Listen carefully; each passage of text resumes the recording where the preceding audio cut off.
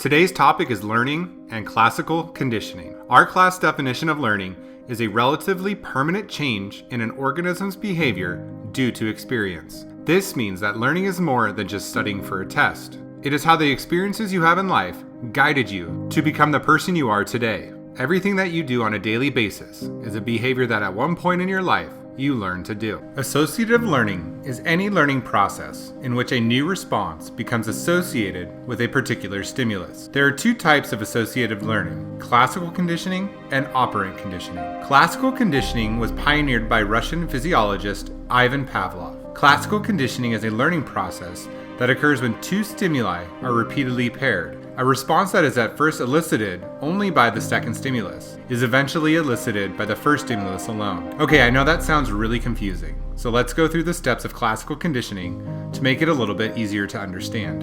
There are a set of terms that are used to help understand how classical conditioning works, and it is really important to understand what these terms are. First, there is a neutral stimulus. As the name says, it is something that is neutral, so it causes no response. So if I play this sound, it does nothing to you. Next is the unconditioned stimulus. The unconditioned stimulus is a stimulus that causes some sort of response. The response to the unconditioned stimulus is called the unconditioned response. For example, if I blow a puff of air into your eye and you blink, the unconditioned stimulus would be the puff of air, and the unconditioned response would be you blinking. This is a response that occurs directly because of the stimulus. Next, we have the conditioned stimulus. The conditioned stimulus comes from the neutral stimulus. So to continue our puff of air experiment, if when we blow the puff of air, we also make this noise, the original neutral stimulus, your brain will begin to associate the sound with the puff of air. This sound will eventually become a conditioned stimulus.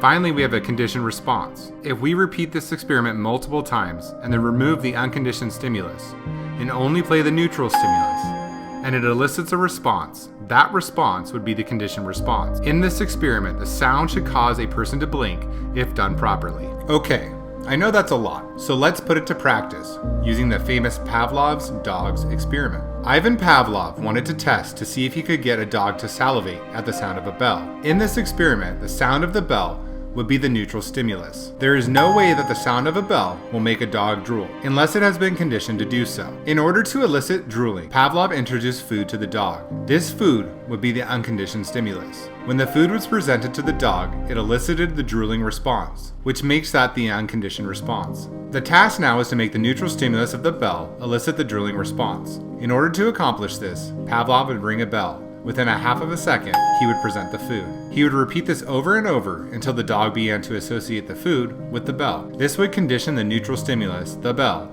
to become the conditioned stimulus. The newly conditioned stimulus of the bell will elicit the drool effect in the dog, and that is now the conditioned response. Just to review, in case I lost you in all of that, the neutral stimulus is the bell, the unconditioned stimulus is the food, the unconditioned response is the drool, the conditioned stimulus is the bell, and the conditioned response is the drool again. The process of classical conditioning is reflexive and automatic, meaning we don't think about this type of learning, it just happens. When this learning occurs, it's called acquisition. This is the initial learning stage in which an association between a neutral stimulus and an unconditioned stimulus takes place. In most cases, for conditioning to occur, the neutral stimulus needs to come before the unconditioned stimulus, and the time between the two must be about a half a second. After a period of time, the learned behavior will experience extinction. This is when the neutral stimulus no longer elicits a conditioned response. In some cases, after a rest period, the extinguished behavior spontaneously recovers, but if the conditioned stimulus persists alone, it will become extinct again. There are some factors that lead classical conditioning experiments to result in different responses. Since all organisms are different, they don't really react similarly